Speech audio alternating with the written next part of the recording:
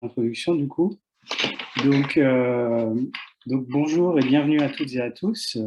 Donc aujourd'hui, nous vous proposons un webinaire sous le format de Innovation Day Factory, c'est-à-dire que nous vous proposons de découvrir les activités d'une entreprise impliquée dans l'écosystème du métabolite spécialisé. Donc pour rappel, les webinaires des MetaSP en herbe, ce sont des séminaires mensuels en ligne dont l'objectif est de faire vivre notre communauté MetaSP. Et donc pour cela, nous organisons un webinaire chaque premier mercredi du mois, entre 12h30 et 13h30, auquel vous êtes bien évidemment toutes et tous conviés.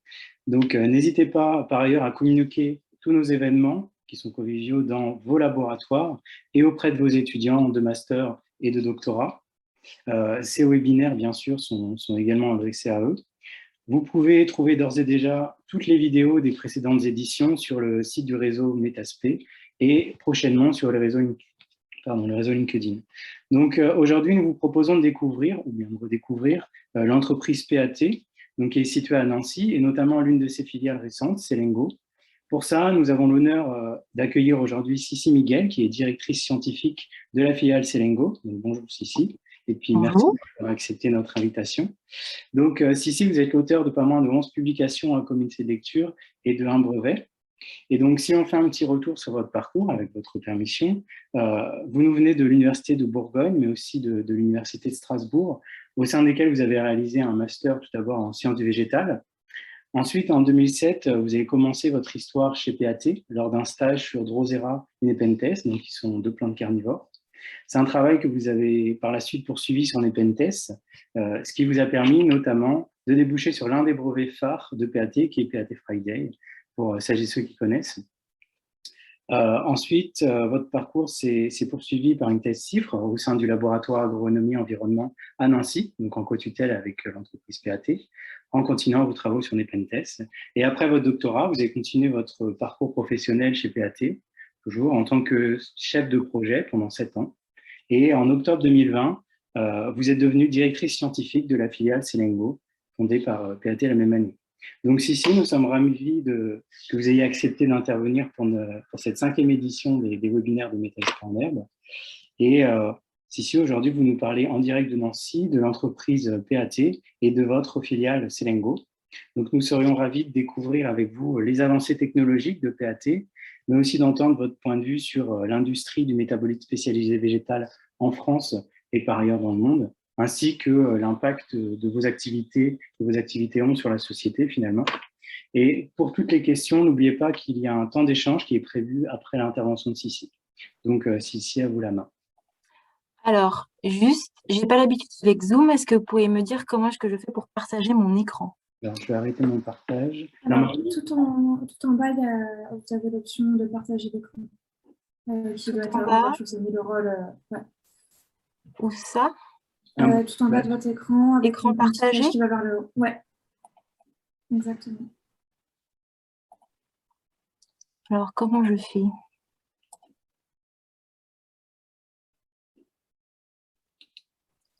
Alors, j'arrive pas du tout.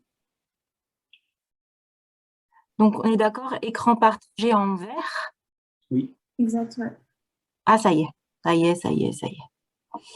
Désolée, j'ai pas l'habitude. Pas de souci. Alors, où est ma présentation là-dedans? Voilà. C'est bon, vous voyez? C'est parfait, il ne reste plus qu'à mettre en plein écran. Voilà. Donc, c'est parfait? Parfait. Donc, bonjour à toutes et à tous. Donc, c'est avec grand plaisir qu'aujourd'hui, je vais vous parler des activités de l'entreprise PAT dans leur globalité et ensuite, plus particulièrement, les activités de la filiale Selengo. Alors, assez brièvement, donc PAT est une entreprise qui a été créée en 2005 à Nancy et qui est spécialisée dans la découverte et la production de molécules rares issues de plantes. Donc, actuellement, nous sommes 60 employés, dont la moitié en recherche avec 18 docteurs. Au fil des années, PAT n'est plus restée une petite entreprise, mais s'est étoffée. Et aujourd'hui, il y a 5 filiales qui gravitent autour de la maison mère. On a tout d'abord la filiale Straticel, donc localisée en Belgique, qui est spécialisée dans les études in vitro sur épiderme reconstruit, donc très axée cosmétique. Ensuite, on a notre filiale Pâtes Herbazes localisée sur l'île de la Réunion qui nous permet de découvrir et de produire des ingrédients pour la cosmétique notamment à partir de la flore tropicale endémique. Un petit peu à part, on a Couleurs de Plantes, donc notre filiale qui est spécialisée dans la production de colorants naturels toujours à partir de plantes. Il y a 3-4 années, Pâtes a créé Thémésis, donc cette filiale est spécialisée dans le développement d'une molécule hémisynthétique, donc qu'on a créée à partir de la recherche de la maison mère et qui est ciblée très pharma, notamment pour le psoriasis. Et enfin, la petite dernière, c'est Ngo, donc qui a été créée en novembre 2019, qui est spécialisée dans la production de composés naturels à partir d'ingénierie métabolique. Donc, afin de vous expliquer comment Ngo va s'intégrer dans le paysage du groupe Pâtes, un petit historique sur Pâtes tout d'abord. Donc, je pense que comme beaucoup d'entre vous le savent, Pâtes a été créé sur la technologie des plantatraires. Les plantatraires est une technologie qui vise à exploiter le compartiment racinaire de plantes qui sont cultivées en conditions hors sol. Le compartiment racinaire est vraiment une source formidable de composés de métabolites secondaires avec des propriétés tout à fait remarquables. Et la technologie plantatraire permet d'accéder à ces métabolites dans un compartiment qui, en temps normal, dans une culture traditionnelle, est difficilement accessible. Néanmoins, parfois, certains métabolites, malgré le fait qu'ils soient présents dans les racines, ne sont pas dans des quantités, des teneurs compatibles avec les demandes du marché. Et c'est à ce moment-là que Ngo va intervenir comme apporteur de solutions pour la production de ces métabolites remarquables. Donc, la R&D de Pâtes va clairement nourrir la R&D de Ngo. Donc, je ne peux pas vous parler des activités de Ngo sans en tout cas vous parler de la stratégie globale de découverte de composés à haute valeur ajoutée chez Pâtes. Alors, cette stratégie globale, elle est divisée, on va dire, en 6 parties. Tout d'abord, on va avoir une étape d'exploration de la diversité végétale. C'est une partie très importante chez Pâtes qui est grande source d'innovation chez nous. Chaque année, on fait rentrer une centaine de nouvelles plantes dans notre collection. Le choix de ces plantes va se faire bien entendu en accordance avec diverses conventions et divers protocoles qui sont dédiés à la protection de la biodiversité. Le choix de ces plantes va se faire selon certains critères bibliographiques, selon également certains choix liés à des liens phylogénétiques. On va également choisir des plantes avec qui habitent des habitats bien particuliers, très extrémophiles, ce qui fait qu'on y verra une émergence de caractères ou de métabolites spécialisés très intéressants.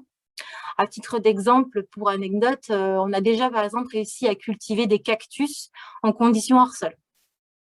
Et lorsqu'on a fait le choix de ces centaines de plantes, on va répartir ces plantes sur 2 sites de R&D. Donc là, un en Nancy qui se trouve à notre serre à la Ronx et notre deuxième site qui se trouve sur l'île de la Réunion, donc chez Pâtes Herbazes. Alors, le fait d'avoir complété, on va dire, notre groupe par une filiale sur une île nous permet d'augmenter la possibilité d'explorer la biodiversité, puisqu'en fait, on se trouve ici avec des climats beaucoup plus favorables qu'en Lorraine. Donc, on peut vraiment augmenter notre capacité d'exploration. Donc, c'est un climat sur la Réunion qui est très favorable. On va pouvoir accéder à des espèces qui sont traditionnellement utilisées sur l'île de la Réunion. On va clairement avoir des extraits de plantes très originaux. Et il faut savoir également que l'île de la Réunion est un haut spot de biodiversité dans le monde.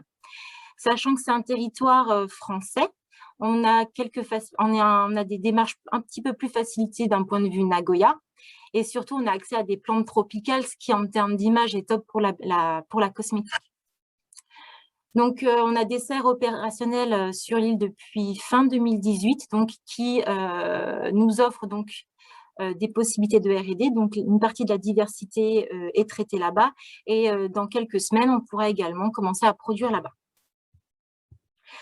Donc, après avoir sélectionné ces plantes et les avoir cultivées, on va en générer des extraits. Et ces extraits vont être à la fois analysés au niveau de leur profil phytochimique, mais également screenés au niveau de leur activité biologique. Donc, ces activités biologiques, on va les évaluer de différentes manières. On va pouvoir faire des tests enzymatiques chez nous. Donc, par exemple, des activités assez phares en cosmétique sont la recherche d'inhibiteurs des enzymes de type collagénase, élastase, hyaluronidase, tyrosinase. Donc, on va pouvoir les faire en microplaques. On va pouvoir également se rapprocher de partenaires académiques, notamment pour des activités de type anti-inflammatoire ou antimicrobien. Et on va également pouvoir utiliser notre filiale Straticel, donc notre filiale belge, qui elle va avoir qui va avoir des applications un petit peu plus poussées, puisqu'ici on va utiliser des cultures de cellules. Donc, c'est vraiment un laboratoire qui est spécialisé dans les tests dermatologiques et qui a développé un modèle d'épiderme reconstruit. Donc, on y fait des cribles assez poussés pour la cosmétique. On l'utilise également pour faire des cribles pour des activités anti-inflammatoires pour la pharmaceutique. Et également, depuis peu, ils ont développé un modèle qui permet en fait d'évaluer l'impact d'extraits de plantes sur les interactions entre la peau et le microbiote, puisque en fait, ils font une co-culture de la peau reconstruite avec les acteurs majoritaires du microbiote cutané. Donc, après avoir évalué et mis en évidence donc, ces activités remarquables, on va tenter d'identifier le ou les composés qui sont responsables de ces activités. Et pour ce faire, on a une technologie propriétaire qu'on appelle le target binding. Donc, le target binding est une technologie qui est basée sur l'affinité qu'a un ligand pour une cible biologique. Donc, très rapidement et très simplement, on va mettre en contact donc, la cible biologique avec notre extrait de plante. Les ligands qui sont spécifiques et qui vont se lier à la cible. On va éliminer toutes les autres molécules qui n'auront pas interagi. On récupère donc notre cible liée avec le ligand, la cible va être naturée et ensuite on va identifier, analyser les ligands qui resteront dans le tube. Donc bien entendu, le choix des cibles va se faire en interaction avec les marchés qu'on recherche à viser. Donc, on va avoir des cibles vraiment pour la cosmétique, on va avoir des cibles pour l'agrochimie, on va avoir des cibles pour la nutra. Donc, voilà. Donc, ça nous permet également d'un petit peu de faire vraiment une recherche plus avancée sur ces molécules et vraiment de les identifier. Ensuite, avant-dernière partie, lorsqu'on a vraiment une molécule remarquable avec des activités remarquables, on va y rajouter une petite couche de R&D supplémentaire et cette fois-ci, on va s'adresser à l'équipe chimie PAT qui vont tenter de créer des émis synthétiques à partir de ce scaffold naturel afin de voir s'il est possible d'augmenter l'activité de ces molécules, de changer certains paramètres physico-chimiques tels que leur polarité. Par exemple, on peut très bien rajouter une chaîne aliphatique qui permet d'augmenter la polarité de la molécule et ensuite faciliter ses passages à travers les barreaux biologiques.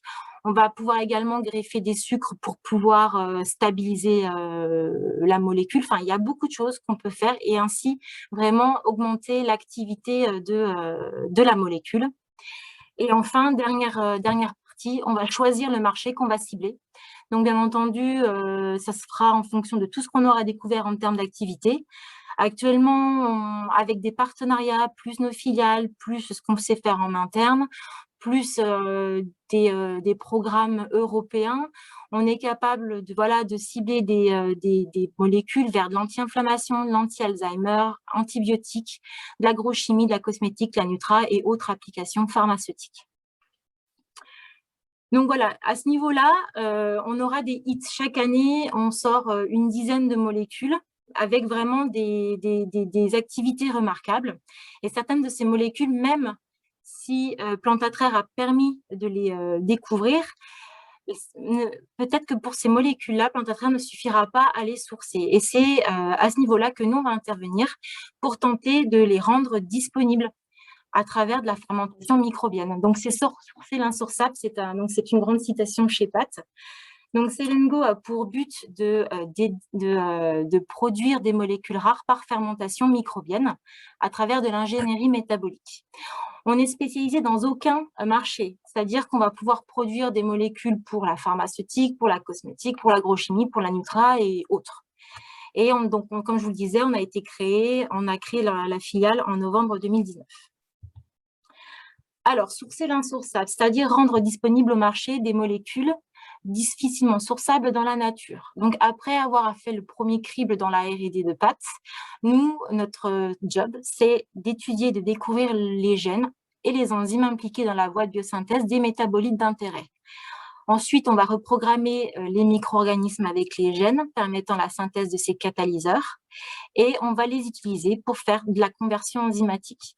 Alors, on va utiliser des substrats purs ou des extraits végétaux commercialement disponibles ou encore des extraits qu'on aura produits à partir de coproduits industriels. Donc, ils seront mis en contact avec nos catalyseurs et ensuite, nos biocatalyseurs, et ensuite, on produira donc la molécule d'intérêt et on aura ainsi créé des ingrédients enrichis en molécules d'intérêt pour la cosmétique, pour la nutraceutique ou des molécules pures, puisque la pharmaceutique préfère des molécules pures ou des molécules pures également pour l'agrochimie. Alors, pourquoi est-ce que la biocatalyse peut être une vraie solution vu le contexte actuel? Donc, la biocatalyse permet beaucoup de choses. Tout d'abord, elle permet de préserver la nature et la biodiversité. Elle permet de rendre disponibles des molécules dont le sourcing naturel demanderait une grande quantité de biomasse. Donc, ça économiserait des surfaces de culture. Ça limiterait la menace sur certaines espèces végétales, des menaces sur certains habitats. Elle permet également de diminuer la pollution. Pourquoi? Parce qu'elle est capable également d'utiliser des matières premières moins purifiées. On peut vraiment travailler sur des extraits de plantes. Donc, une matière première moins purifiée sous-entendrait qu'on aurait moins de solvants d'extraction et de purification. Elle permet également la synthèse très spécifique de molécules, donc moins de sous-produits contaminants, donc moins de un procédé de séparation plus facilité en tout cas, et donc moins polluant. Elle permet également de remplacer un certain nombre d'étapes de processus chimiques par une seule étape enzymatique, donc moins polluant. Elle est souvent menée dans l'eau, donc pas de solvant, moins polluant. Elle génère un flux de déchets décomposables assez facilement, donc pas d'incinération, donc moins de relargage de CO2 dans l'atmosphère. Elle permet de valoriser des déchets issus de certaines industries, comme l'industrie agroalimentaire, l'industrie du papier, l'industrie forestière et autres. Elle permet également de diminuer la consommation d'énergie puisque souvent les conversions enzymatiques se font dans des températures qui sont comprises entre 20 degrés et 50 degrés.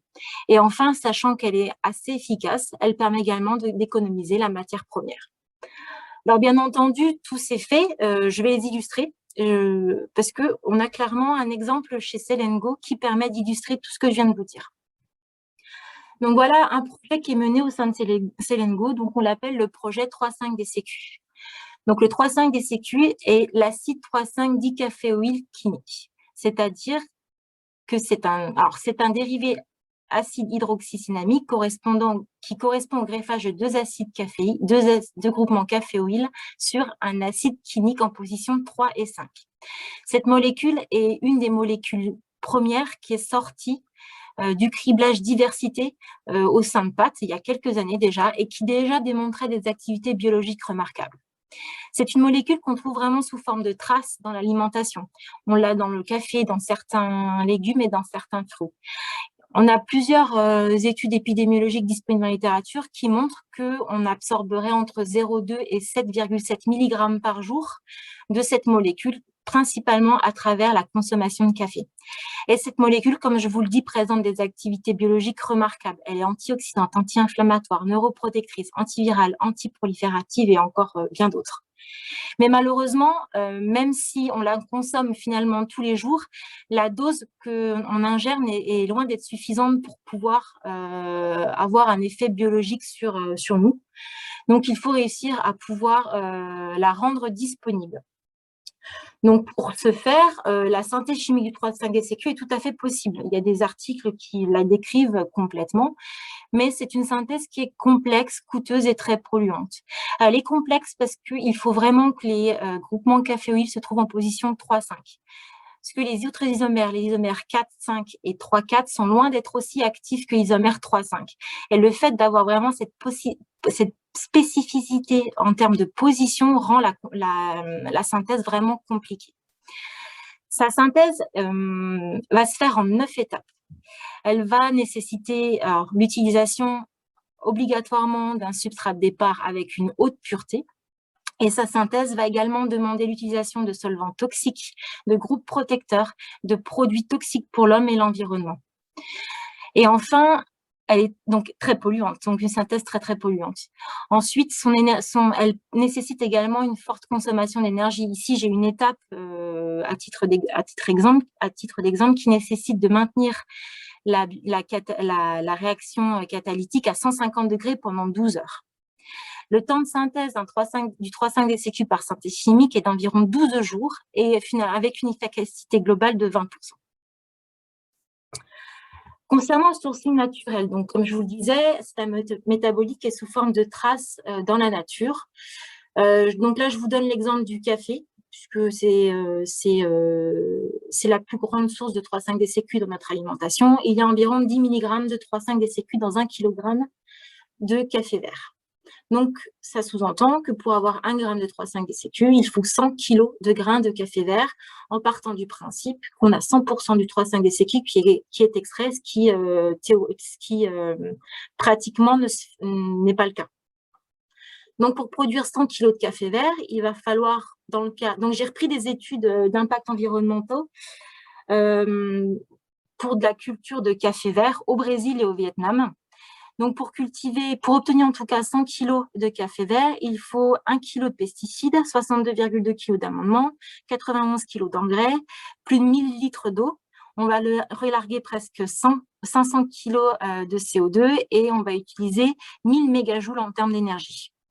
Pour le Vietnam, pour produire 100 kg de café vert, on va relarguer 160 kg de CO2 dans l'atmosphère. Ce bilan de relargage de CO2 va comprendre la production, le transport, tout ce qui est émissions, tout ce qui est divers émissions dans la fertilisation, voilà. Et également dans l'aspect utilisation d'énergie. Donc, en conclusion, le 3,5-DCQ est une molécule qui vraiment a des activités biologiques remarquables, mais sa synthèse chimique est un peu compliquée, est très coûteuse, très polluante, et son sourcing naturel est très compliqué. Donc, c'est pour ça qu'il y a une quinzaine d'années, on a décidé qu'il serait clairement intéressant de chercher là où les enzymes qui seraient impliquées dans la biosynthèse de l'acide 3,5-dicaféoylquinique. Donc, c'est une aventure qui a duré 15 ans et qui a fait appel à de nombreuses personnes et a fait appel à 4 entités. Donc, PATS, Selengo, le laboratoire agronomie environnement et l'Université de Lille. Donc, juste pour... Alors, assez simplement, hein, voici ici la voie de biosynthèse du 3,5-DCQ chez la patate douce qui a des légumes les plus riches en 3,5-DCQ. Donc, il y a quelques années, on a travaillé sur l'identification des enzymes qui étaient impliquées dans la synthèse du 3,5-DCQ et on est tombé dans un premier temps sur une classe d'enzymes, les hydroxycinamyltransférases, ici, qu'on a mis en évidence chez la patate douce. Donc, cette enzyme prend comme donneur d'acide un caféoyl-CoA qui va être transféré sur un acide chlorogénique en position 5 pour donner le 3,5-DCQ. Néanmoins, il y avait une discordance en termes de la teneur en 3,5-DCQ dans les tissus et l'efficacité catalytique de cette enzyme, puisqu'elle est particulièrement instable. Les taux de production de 3,5-DCQ étaient très faibles. Donc ici, on s'est dit, il y a peut-être quelque chose derrière. Il y a peut-être encore une autre enzyme qui est impliquée dans la synthèse de ce 3,5-DCQ. Donc, on a creusé un petit peu plus loin.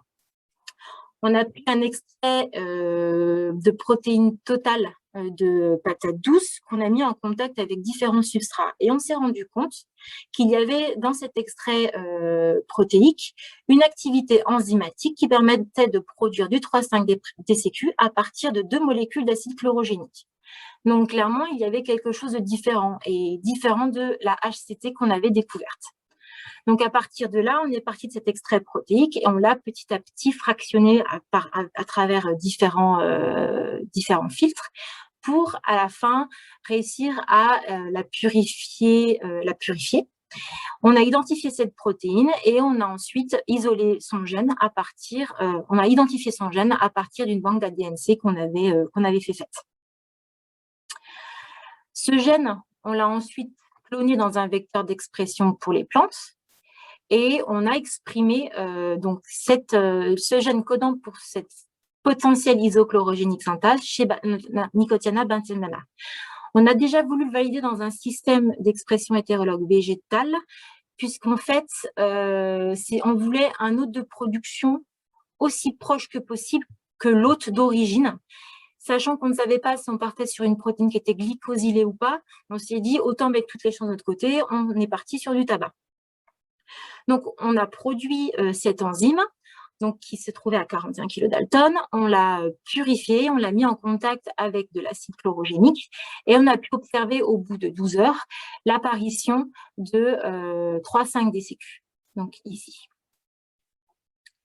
Donc ici, on a vraiment validé l'activité de cette enzyme qui est donc capable de prendre 2 molécules d'acide chlorogénique pour former une molécule de 3,5-DCQ et libérer une molécule d'acide chimique. Donc, ce qui nous a permis ici, en fait, de compléter notre petite voie enzymatique, en tout cas chez Hypomea batatas. Alors, cette enzyme, qu'est-ce que cette enzyme? Donc, cette isochlorogénique synthase, en fait, elle fait partie de la famille des GDSL-like estérase lipase, avec des séquences bien conservées, et notamment avec le motif caractéristique GDSL, donc qui est son 4 acides aminés se trouvant au début de la chaîne. Donc son poids moléculaire est de presque 42 kilodalton, son poids isoélectrique est de 4,9, son pH optimal est de 6,3, sa température optimale est de presque 40 degrés, et les prédictions sur des sites spécialisés démontreraient que cette enzyme pourrait être potentiellement N-glycosylée 3 fois. Donc, maintenant qu'on a identifié une enzyme qui est produire du 3,5-DCQ, notre objectif à nous, c'est de pouvoir produire une version fonctionnelle de cette enzyme en système d'expression facilement industrialisable, que sont les microbes. Donc, on a fait une expression chez des bactéries, donc E. coli, et on a également évalué les versions produites dans des levures. Donc, on l'a fait sur les 2 levures les plus utilisées, Saccharomyces cerevisiae et Pichia pastoris. Et donc, ce qu'on a pu observer, c'est que l'expression se faisait très bien, la production se fait très bien dans E. coli, de même que Pichia. Par contre, on a eu quelques soucis pour le faire chez Saccharomyces. Donc, on a décidé de continuer l'étude, d'évaluer ces 2 systèmes d'expression et on a décidé de prendre E. coli et Pichia pour continuer l'évaluation de la montée en échelle facilitée, mais pour ce qui concerne Saccharomyces, on l'a mis de côté. Donc ensuite, on a pris donc les différentes versions de cette enzyme produite donc dans les 3 systèmes d'expression, donc le système d'expression végétale, Pichia pastoris et E. coli. Donc on a mis en contact ces enzymes en présence de CGA. On a laissé incuber 30 minutes à 28 degrés. Et ce qu'on a pu observer, c'est qu'il y avait synthèse de 3,5-DCQ pour la version qui est produite chez Pichia pastoris. Par contre, pour la E. coli, on n'observait absolument rien. Donc là, on s'est dit que voilà, la glycosylation pouvait vraiment être hyper importante pour avoir une enzyme fonctionnelle, puisque les bactéries ne glycosylent pas les protéines. Donc là, ça nous a permis de partir vers Pichia pastoris pour ce modèle, comme hôte de production qu'on pourrait monter au niveau industriel. Donc, on a fait énormément d'optimisation en termes de production. Et en fait, au jour d'aujourd'hui, avec l'enzyme en excès, on est capable de produire à partir de 3,5 g de CGA, 2,3 g de 3,5-DCQ par litre de levure. Donc, ça sous-entend qu'en fait, avec 1 litre de levure, on peut produire 2,3 g, alors qu'avec un sourcing naturel, il nous faudrait 230 kg de café vert. On s'est rendu compte au cours de nos investigations que c'était une enzyme qui était très spécifique, puisqu'en fait, on observait seulement la présence que la formation du 3,5-DCQ. On n'avait pas la formation des autres isomères, du 3,4 et du 4,5, on n'a jamais observé. C'est une enzyme qui est très efficace puisque quelques milligrammes génèrent une dizaine de grammes de 3,5-DCQ. Et c'est une enzyme qui est très robuste puisqu'on peut la décongeler, décongeler plusieurs fois sans qu'il y ait d'impact sur son activité. Et on a également réussi à la recycler plusieurs fois, donc un même lot de GDSL ou d'ICS peut être utilisé pour produire plusieurs lots de 3,5-DCQ. Donc, on a réussi déjà à la faire tourner plus d'une semaine sans qu'il y ait d'impact sur son activité. Donc, ça a été une sacrée découverte pour nous et ça nous a permis donc de déposer une demande de dépôt de brevet donc, le 13 mars 2020. Donc, un brevet en collaboration avec le BLAE et l'Université de Lorraine et le laboratoire agronomie environnement. Et ça nous a permis également de publier dans Communications Biology. Donc, les perspectives pour le projet 3,5-DCQ, tout d'abord, c'est qu'on est en train de faire l'extension mondiale de ce brevet. Donc, ça, c'est une étape très importante pour nous, sachant qu'on est industriel et qu'il faut qu'on protège quand même ce qu'on développe. Aujourd'hui, cette plateforme de production 3,5-DCQ est devenue un outil essentiel pour le développement de plusieurs projets au sein de PAT, à tel point qu'actuellement, on est en train d'adapter ce système de production selon la réglementation des marchés de la pharmaceutique, de la nutraceutique et de la cosmétique. Là, notre objectif 2022, c'est de faire la montée en échelle de la production de 3,5-DCQ au niveau industriel et bien entendu de faire l'analyse du cycle de vie pour mesurer l'impact environnemental de la production de 3,5-DCQ par ingénierie métabolique. Et ce qu'on espère, c'est qu'en 2023, on aura une production industrielle de 3,5-DCQ opérationnelle déclinée pour plusieurs marchés. Alors, pour prendre un peu plus de hauteur sur les activités de Selengo, on a 3 projets basés donc, sur ce même type de technologie. Donc, il y a le 3,5-DCQ, mais également 2 autres projets dont je ne peux pas vous parler pour le moment puisqu'on est en train de breveter et qui sont en cours de développement et qu'on espère voir sortir en fin 2024 et 2025. Donc voilà, ce sont les grandes ambitions qu'on a pour Selengo. Et je vous remercie beaucoup pour votre attention.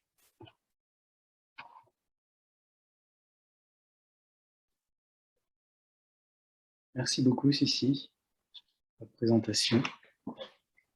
On va peut-être passer à des questions, si certaines personnes ont déjà des questions à poser dans l'audience. Moi, j'ai une question. Jean-Claude Kessard. Oui. Vous m'entendez? Oui. Oui. Bonjour. Bonjour. Merci pour cette super présentation, vraiment très intéressante. Vous avez fait le bilan environnemental de la production de 3,5-DCQ. Donc, ça m'a vraiment interpellé. C'est vraiment intéressant comme démarche. Est-ce que, mais pour votre biocatalyse, vous allez aussi faire un bilan, mais est-ce que vous incluez enfin, je veux dire, comment vous produisez l'acide chlorogénique pour alimenter la culture? Il faut aussi cultiver des plantes. Oui, tout à fait. À part que il est beaucoup plus facile d'avoir de l'acide chlorogénique que d'avoir du 3,5-DCQ, puisque on trouve beaucoup de sourcing pour l'acide chlorogénique.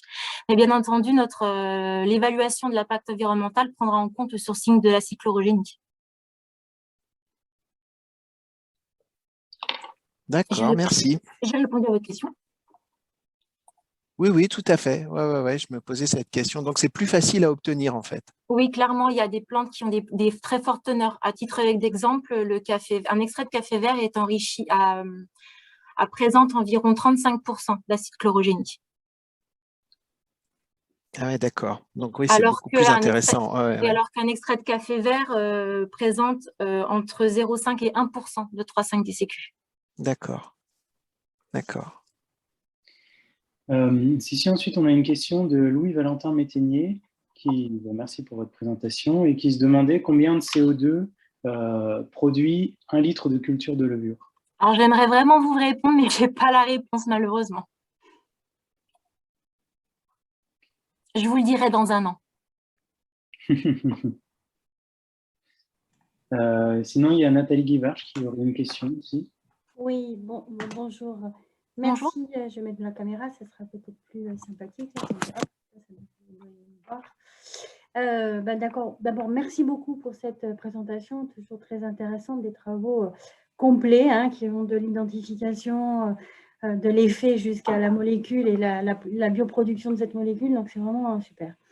J'ai cependant une petite question parce que dans votre présentation, dans votre fil conducteur de la démarche globale de PAT avec toutes ces filiales, vous dites d'abord il y a un screening de 100 plantes, à peu près une dizaine qui sont chaque année sélectionnées, si j'ai bien compris. Oui, c'est ça. Et c'est ces 10-là, d'accord, sur lesquels vous faites les screenings pour essayer de trouver quel type de molécule. Et ensuite, ça c'est injecté dans votre filiale Selengo pour éventuellement envisager du sourcing. Oui. Je trouve ça très, très bien comme démarche. Pour autant, il faut 15 ans pour une molécule. Tout à fait. Le montrer. Et oui, là, tout à fait. encore, le biosourcing, il se fait parce qu'il y a une enzyme qui permet la bioconversion d'un substrat, etc. Donc, ma question est, toutes les autres molécules, je ne veux pas le nom et tout, parce que je sais que c'est confidentiel, elles risquent d'être en fait plus complexes à biosynthétiser dans un système microbien. Et du coup, finalement, vous n'allez pas avoir un espèce d'effet bouché, entonnoir avec des dizaines de candidats pour au final, du coup, comment vous faites la sélection quoi? Alors, ça va vraiment, en fait, on va essayer de faire une sélection assez construite, c'est-à-dire qu'on va déjà prendre vraiment les hits. On peut avoir une dizaine de hits par an, mais il y a vraiment quelques molécules qui ressortent dans cette liste. Ensuite, bien entendu, si elles ont des activités remarquables, on va avoir tendance à les décliner dans plusieurs marchés. Et c'est à ce moment-là où, en fait, comme je disais, pour le 3,5-DCQ, ça va toucher plusieurs marchés. Pourquoi? Parce que cette enzyme, cette molécule va être déclinée pas seulement pour un marché, mais on va l'utiliser pour divers marchés, pour diverses applications. Et c'est là vraiment où on va avoir une plus-value, puisqu'on va pas toucher, on va pas générer, on va pas faire énormément de recherches pour un marché, mais lorsqu'on va pouvoir la placer dans plusieurs marchés, là, on aura vraiment ça justifiera le fait qu'on passe par de l'ingénierie métabolique. D'accord. Donc, en fait, il va y avoir quand même des criblages très stricts. Oui, clairement, parce que déjà, on n'est pas assez. Oui, clairement. Oui, bon. D'accord. Merci en tout cas pour cette belle présentation. Merci.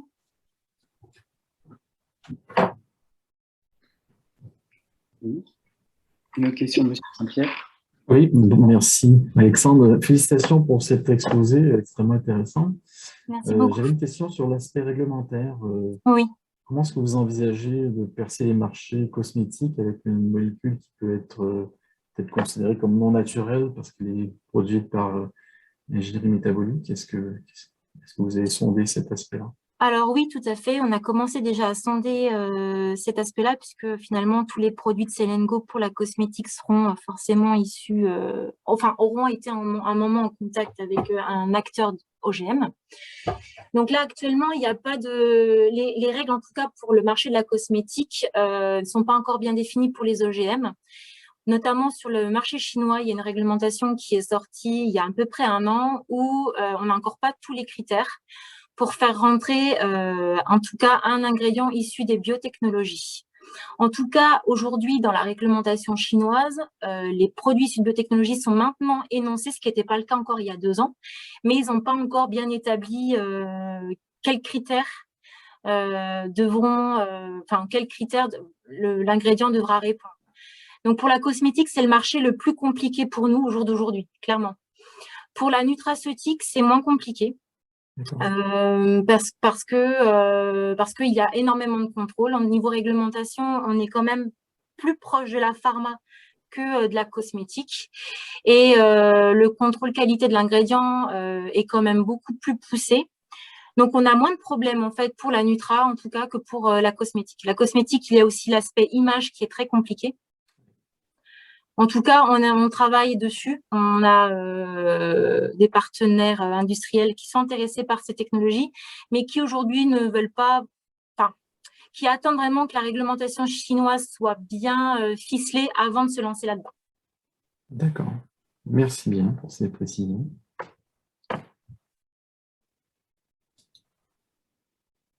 D'autres questions, peut-être?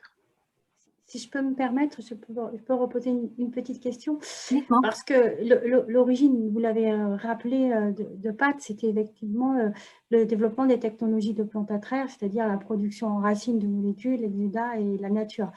Pour une molécule, comment vous évaluez en fait plutôt le sourcing via cette technologie-là classique maîtrisée par PAT par rapport à justement un développement de bioingénierie? Ça va notamment être dépendant des teneurs qu'on a dans les extraits pré-plantatraires. Donc, on peut très bien… Vous faites systématiquement un essai plantatraire avant, en fait? Ah oui, toujours. Oui. Ah, ok, d'accord, c'est ce que je n'ai pas bien compris. On cultive, en fait, les centaines de plantes, elles sont cultivées en conditions hors sol et on va récolter leurs racines et on fera des extraits à partir de leurs racines exclusivement. D'accord. Ma question n'a pas de sens parce que je n'avais pas bien compris cette partie-là. Merci. Désolée. De rien. On a ensuite une question de Jean-Louis Hibert qui nous questionne sur le fait que l'enzyme est très stable sur plusieurs cycles, mais est-ce que vous avez une idée de la stabilité du dicaféoylkinate en vue de sa commercialisation et des usages ciblés?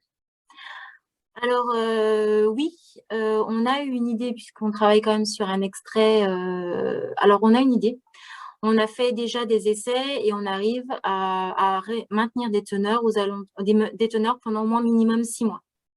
Donc après, on a également des extraits pour la cosmétique de plantes, on va dire, plus traditionnelles, donc passant pas par l'ingénierie métabolique, et la molécule reste relativement stable.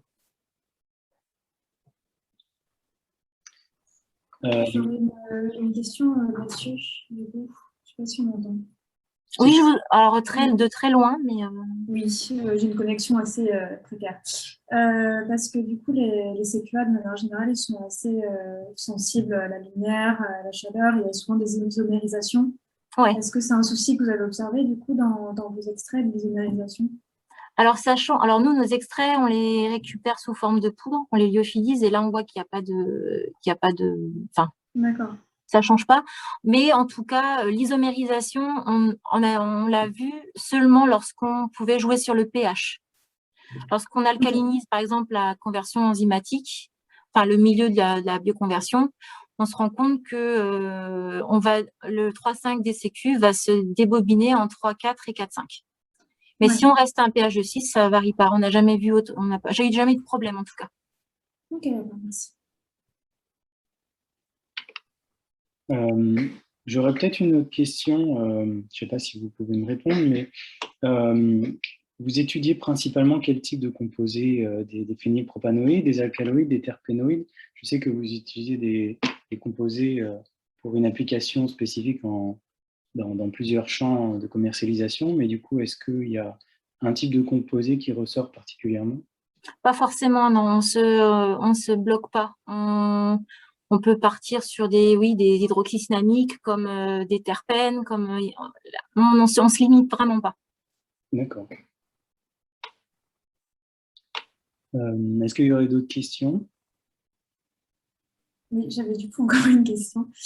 Je me demandais, parce que là, sur l'isochlorinate synthase, il n'y a pas eu trop de soucis au niveau des modifications post-transcriptionnelles en Pichia pastoris, mais sur d'autres enzymes, ça pourrait peut-être poser problème de produire du coup en micro-organismes. Est-ce que vous avez déjà des idées de comment pallier à ces limitations-là?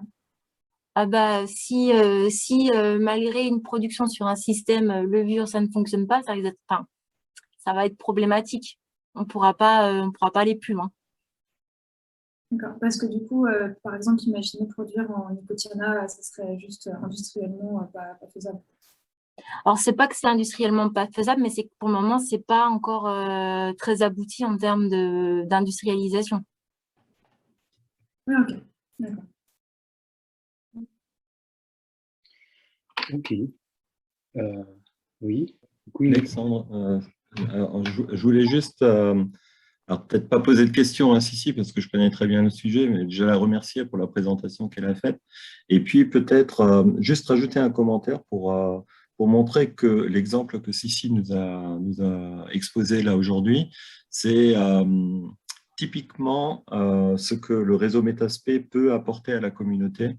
puisque c'est des travaux qui sont réalisés donc, en collaboration avec PAT et Selengo, mais également avec l'Université de Lille, donc avec l'équipe de Jean-Louis et puis de David Gagnol à Lille, et puis donc avec le LAE au niveau de Nancy.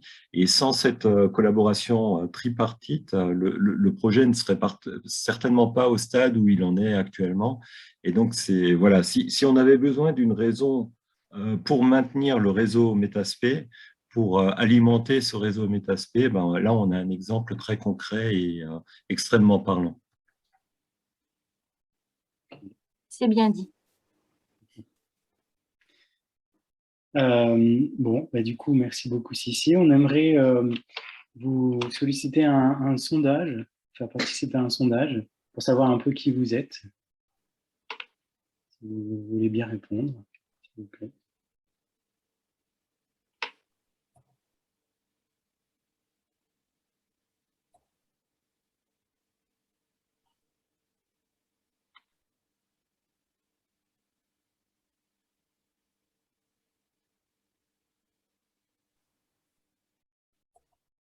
Plus de personnes.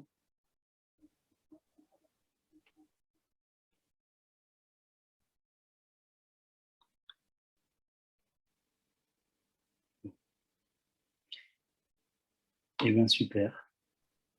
Voilà qui faisait partie de notre audience aujourd'hui. Bon, bah, du coup, je vais laisser la main à Léo pour clôturer ce webinaire. Et encore une fois, merci beaucoup, Sissi. Bah, de rien.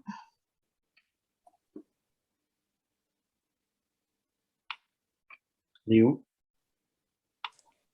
Ouais, attends, je cherche la diapo. Est-ce que vous pouvez arrêter le partage d'écran, Sissi, s'il vous plaît? Oui. Merci.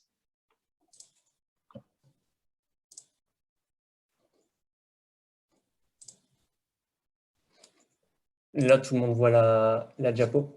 Parfait, en plein écran. Ok, bah encore merci Sissi pour votre présentation.